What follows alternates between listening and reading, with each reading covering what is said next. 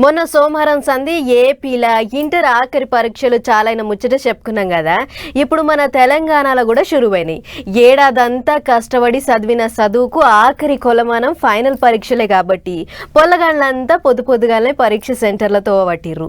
మరి మనకాడ పరీక్షలు ఎట్లెట్లా అవుతున్నాయి, ఏం కథ అనేది అట్లా పోయి అరుసుకున్నద్దాం పార్రి.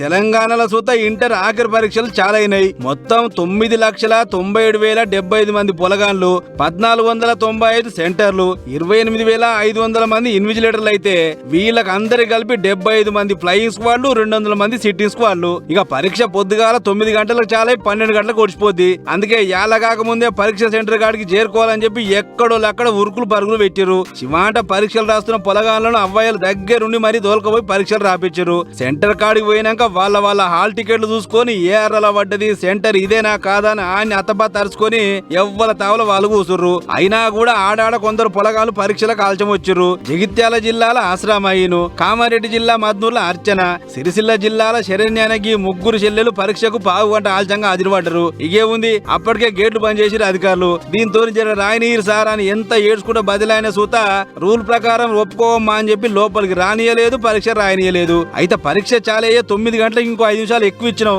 ఆ లోపే పరీక్ష సెంటర్ రావాలనేది అధికారులు అంటున్న మాట. అటు నల్గొండ జిల్లా దేవరకొండలో ఇంకో ఇచ్చంత్రం. పరీక్ష రాస్తానికి పోయిన ఓ తల్లి తన సంటి పిల్లని అలా సుట్టపామకు ఎత్తుకోమని ఇచ్చిపోయింది. అటెనక 3 గంటల తర్వాత రాగా సంటిది గుక్క బయట ఏడ్చింది. మొత్తానికి మొదటి రోజు సెంటర్ ఏడబడ్డది, ఏ అర్రల పడ్డది అని దోలాడుకుంటానికి పొలగాళ్ళు బానే తిప్పలబడ్డరు. సెంటర్ల కాడ గట్టి బందోబస్తు పెట్టిన పోలీసులు చుట్టుపట్టు ఎవరు నకలు చిట్టీలు అందియకుండా అన్ని తీర్ల జాగ్రత్తలు తీసుకుంటారు. గట్టన ఎవరైనా చిట్టీలు కొట్టి దొరికితే డిబార్గిన చేస్తారట. కాబట్టి తమ్ముళ్ళు చెల్లెళ్ళు కష్టపడి చదువురి, నియతిగా పరీక్షలు రాయిరి. అవ్వయ్యల ఆశలు మోసుకొని పరీక్ష రాస్తున్న మీ అందరికీ మా పటాస్ వార్తల తరపున కూడా ఆల్ ద బెస్ట్. ఉంటామిగా.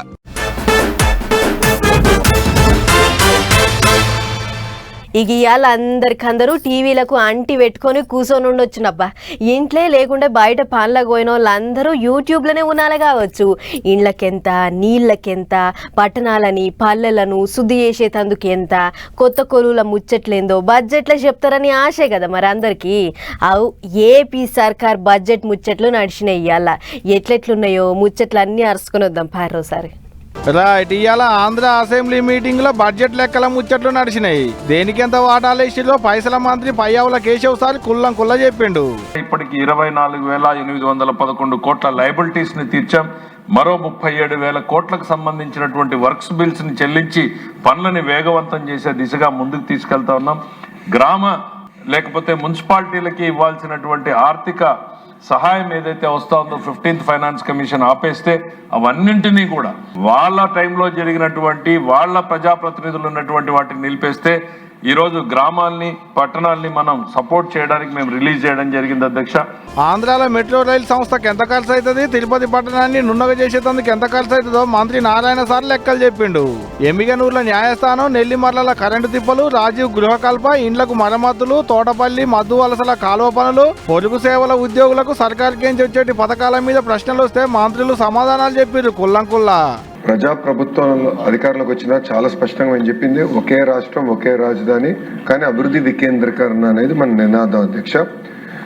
మీరు చూస్తే రాయలసీమలో అనంతపూర్ జిల్లాలో ఒక ఆటోమోటివ్ క్లస్టర్ కానివ్వండి, మన అదేవిధంగా కర్నూలుకి వచ్చే గల రెన్యూబుల్ ఎనర్జీ క్లస్టర్ కానివ్వండి, సిమెంట్ క్లస్టర్ కానివ్వండి, కడప చిత్తూరులో వచ్చేసే గల మనకి ఎలక్ట్రానిక్స్ మ్యానుఫ్యాక్చరింగ్ క్లస్టర్, దాని తర్వాత ఉత్తరాంధ్రకి వెళ్ళే గల pharma, medical devices manufacturing, vertical horizontal integration అనేది చాలా అవసరం అధ్యక్ష.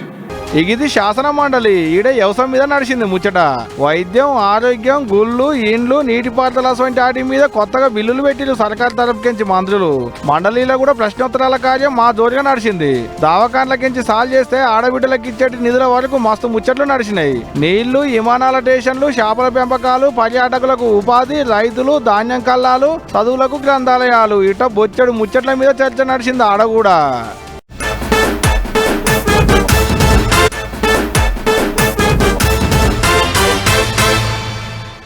రాష్ట్రానికి రాజధాని పట్నం అంటే మరిగా అద్దం లెక్క ఉండాలి, చూస్తేనే చెక్కున మెరవాలి. అందులో తెల్లారులేస్తే హైదరాబాద్కు ఎక్కడెక్కడికెంచో వస్తుంటారు పబ్లిక్. ఇదో మినీ భారతం. అందుకే పట్నం నీట్గా ఉండాలి, 10 మంది మెచ్చుకునేటట్టు ఉండాలి. ఇంటిని చూస్తేనే ఇల్లాలి పనితనం తెలుస్తుంది అన్నట్టు రాజధాని చూడనీకి మంచిగుంటేనే రాష్ట్రానికి మంచి పేరు వస్తుంది. ఇక అసలు గీ ముచ్చటంతా ఏంటికి చెప్తున్నానంటే మీరే చూడరు. చెత్త ఎత్తడం కాదు, కింద పడకూడదని చెప్పినాను నేను. చెప్పినా లేదా? మరి పడదా? రోడ్డు మీద చెత్త కనిపించిందంటే ఇక ఊకునేది లేదు. కొలువు ఉంటుందో పోతుందో మీ ఇష్టం అన్నట్టు గరం అయింది మేడం. ఇంతకు మేడం ఎవరనుకుంటారు? Cyberabad municipal commissioner. ఇక ఒక్కకి సృజన మేడమే కాదు, అటు GHMC commissioner Karnan sir, Malkajgiri municipal commissioner Krishna Reddy sir, ముగ్గురు ఆఫీసర్లు పట్నంలో చెత్త అనేది కనిపించొద్దు అన్నట్టు చేస్తుండ్రు. పొద్దుగాల లేచింది తడువు, డ్యూటీకి ఎక్కిందే తడువు, చెకింగ్లకు పోతుండ్రు. వాడవాడలు సుడి పెడుతుండ్రు. ఏ మూలకు మొత్తం అంత చెత్త కనిపించినా అక్కడిదక్కడనే అందరికీ క్లాసు వీక్తుండ్రు. పట్నంలో చెత్త మీద ఆఫీసర్లంతా గింత పట్టుబట్టి పనిచేసుడు వెనుక పెద్ద కారణమే ఉన్నదుల్లో. మొన్న వారం కిందనే సీఎం రేవంత్ సారు 3 కార్పొరేషన్ల ఆఫీసర్లను ఊగబెట్టుకొని మీటింగ్ అయ్యిండు.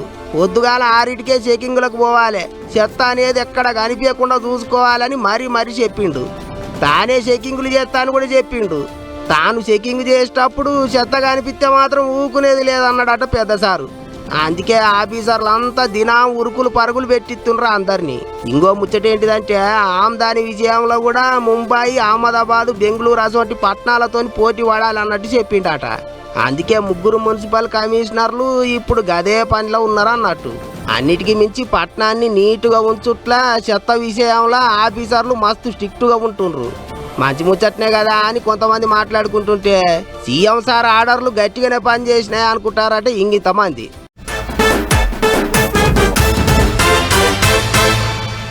రాజకీయ నాయకులు పొద్దున లేచిన కాడ నుంచి మళ్ళా పొద్దుకేదాకా దినం రాజకీయ ముచ్చట్లే మాట్లాడుతుంటారు.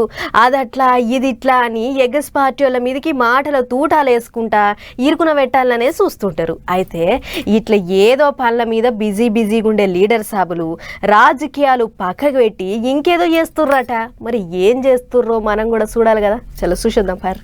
దినం రాజకీయ ముచ్చట్లతోని గడియ రికాం లేకుండా ఉండే ఏపీ లీడర్ సాబులు ఆట పోటీలకు మళ్ళీరు కదా. విజయవాడ ఇందిరాగాంధీ మున్సిపల్ స్టేడియంలో ఆట విడుపు పేరుతోనైతే ఈ ఆట పోటీలకు ఎమ్మెల్యేలు, ఎమ్మెల్సీలు అందరు హాజరుపడ్డారు. ఖద్దరు బట్టలు పక్కకు పెట్టి అందరు ఒకటే తీరు డిరేసులు వేసుకొని మైదానంలోకి దిగిర్రు. స్పోర్ట్స్ బూట్లు, టీ షర్ట్లు, పాయింట్ తొడిగి అటు అభిమానులను ఇటు జనాలను ఖుషి చేసిర్రు. ఒక్క ముక్కలు చెప్పాలంటే చిన్నోళ్ళ కాంచి పెద్దోళ్ళ దాకా వయసు, హోదా అన్ని మరిచి జరిసేపు ఆటగాళ్ళు అవతారం ఎత్తిర్రు. మొదలు స్పీకర్లు అయ్యన్న ఇంకా రఘురామ సార్లు ఇద్దరు కూడి క్రీడా జ్యోతిని వెలిగించిర్రు. అటెనక చాలానే అసలు ఆటలు. 3 రంగుల బుగ్గలు గాలికి ఎగిరేసినాక టగ్ ఆఫ్ వారు, ఉరుకుడు పోటీలు, వాలీబాల్ మాజోరుగైనాయి.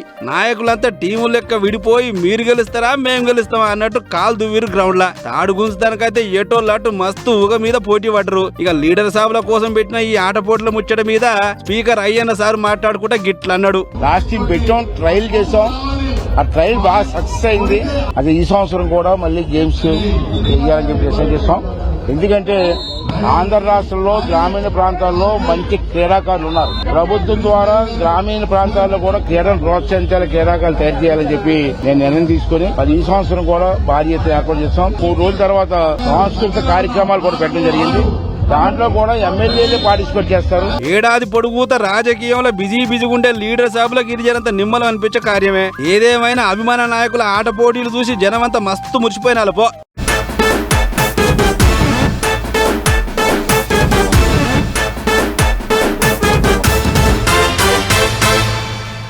కాలం అంతా తీర్ల మరల అవుతుంది. చలికాలంలో ఎండాకాలంలో వాన. లెక్కకైతే ఈ పాటికి సూర్యుడు ఎరుపెక్కి ఎండ సరసుడు సరవాలి. కానీ మొగులంతా చల్లబడి మబ్బెక్కిపోయింది. ఉన్నట్లుండి సలసల్లగా అయింది. ఎందుకంటే వడగండ్ల వానల పుణ్యం. ఇక చూడుర్రి ఎటగాలం వానలు చేయంగా రైతులకు ఎంత తిప్పలొచ్చిందో. కాలం పగబట్టినట్లే చేస్తుంది కదా రైతుల మీద.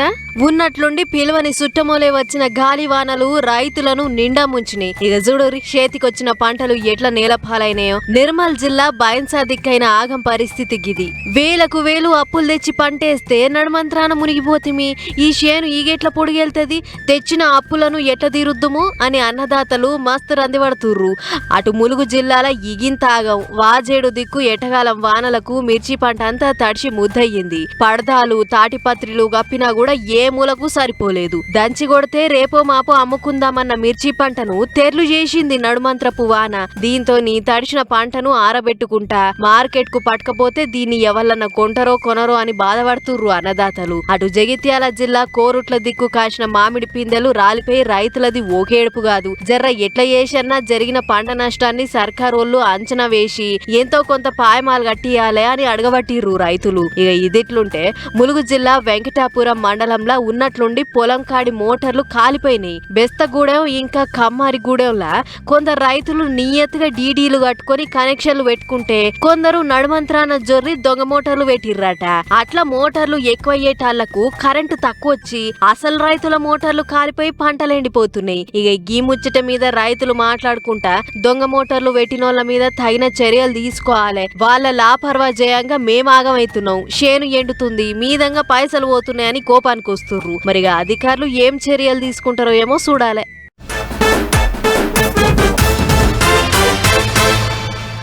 అందరని కాదు గాని సర్కార్ కొలువులు కొట్టిన చాలా మంది వచ్చే జీతం కంటే బయటికించొచ్చే ఆమ్దాంతోనే కోట్లకు కోట్లు ఎన్కేస్తారన్న ముచ్చట అందరికీ ఏర్కున్నదే. అసలు ఓ కింది స్థాయి సర్కార్ ఉద్యోగి ఏసీబీ వాళ్ళకు దొరికితేనే వాళ్ళ కాడ కోట్ల రూపాయలు బయటపడ్డ ముచ్చట్లు మనం ఇప్పటికే ఎన్నో చూసినాం. ఇగో ఇట్లనే ఆ ఒడిశా రాష్ట్రంలో ఓ అధికారి లంచం కోసమని పోతే ఉన్నది పోయింది, ఉంచుకున్నది పోయింది. ఇక చూడరు మీరే. ఓరెక్క ఇదెక్కడి కాతరు, ఎవరో లంచాలు ముక్కిన అధికారి ముచ్చట చెప్తామని ఇదేదో బ్యాంకులో తోలుకొచ్చారు. అసలు అవి పైసలు ఆపేం కాసలా అని పరిశాన్ అవుతున్నారులే. మంచిగా చూడరి, ఇదంతా ఈ నియతి గల సర్కార్ ఆఫీసర్ ఎన్కేసిన ఆస్తులు. అసలు ముచ్చట ఏంటంటే కటక్ పట్నంలో మైన్స్ డిపార్ట్మెంట్ లో డిప్యూటీ డైరెక్టర్ గా కొలువేలుగా పెడతాండు దేవవ్రత మోహన్ త్యానకి అమాయక చక్రవర్తి. పాపం సారు వారు బువ్వ కంటే ఎక్కువ లంచాలే బుక్తలాట. అట్లా దినం చేయి దడుపుకొని ఇంటికి పోతట్లుండు. అట్లా 2 చేతులతో ఇయ్యర దోచినట్టు సంపాదించిన పైసలు ఇవన్నీ చూడరే ఎన్ని కట్టలున్నాయో. అయితే ఏదో ముచ్చట్లో ఒకరి 30,000 రూపాయల లంచం అడిగినాడే సిపాయి. కానీ అది ఇష్టం ఇష్టం లేనిగా మనిషి విజిలెన్స్ అధికారులకు చెప్పుడుతోని సారు వారి లంచాల బుట్ట వలిగింది. ఇంటికి పోయి చూస్తే ఏముంది, ఏ సంతకం ముట్టుకున్నా ఏ బస్తా ముట్టుకున్నా పైసలే పైసలు. అవి చూసి షేక్ అయిన అధికారులు వీడు బ్యాంకులకే అప్పులు ఇస్తాటుండు. అట్లా అందాజగా లెక్క పెడితే 4 కోట్ల రూపాయలు కిలాల కొద్ది బంగారం దొరికిందట. అంతా చూస్తాంటే ఇదంతా ఉల్లిగడ్డ పోటు లెక్కనే ఉంది. ఇంకెన్ని కోట్ల రూపాయలు ఎన్కేసిండో ఈ అడవైనోడు అని చెక్కింగ్ రువ్వడి పెంచారు అధికారులు. మరి గడపాలు వేస్తోవి అన్ని జాగాల లెంకులాడితే ఇంకెన్ని కోట్లు బయటపడతాయో ఏం పడో గాని సర్కారు కొలను అడ్డం పెట్టుకుని కొందరు కోట్ల రూపాయలు సంపాదిస్తారు. ఇట్లా గాశారం బాగా దొరికితేనేమో దొంగ లేకుంటే దొర అన్నట్లుంది వీళ్ళ వ్యవహారం అని అనుకుంటారు ఈ ముచ్చట చూసిన జనాలు.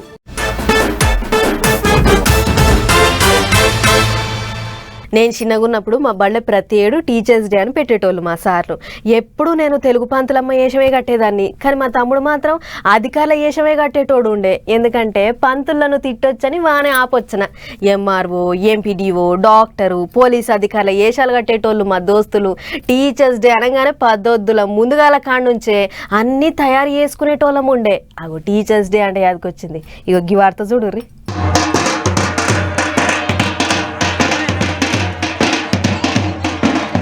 కారెనక కారు కాన్వాయ్ గట్టిగుంది. ముంగటి కార్లుంది CM Revanth Reddy sir. Public ను చూడంగానే దండం పెట్టి చెయ్యి ఊపుతుండు సారు ముద్దుగా. కాన్వాయ్ ఆగంగానే గిట్ట అడుగుతున్నారు పబ్లిక్.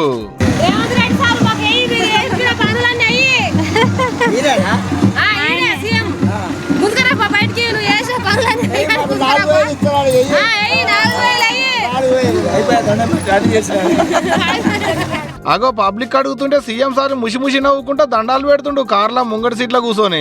సూర్యాపేట జిల్లా మద్దిలాల మండలం కుక్కడం ఊళ్ళో ఉన్న లిటిల్ బర్డ్స్ బయలు చదువుకునేటి పిల్లలు, అధికారులు, బడిపంతులు, రాజకీయ నాయకులు, డాక్టర్లు, పోలీసులు ఇయ్యాల కారెనక కారు కట్టి కాన్వాయ్ తీస్తుంటే ఊరోళ్ళది ఒక మురిపెం కాదు పో. అగ చూడలి ఎంత పొడుగుందో కాన్వాయ్. ఇగో గీన డాక్టరు పేషెంట్ వస్తే బల్ల మీద వండుకోబెట్టి ఆలేసి చూస్తుండు ఒంట్ల పానం ఎట్టుందని.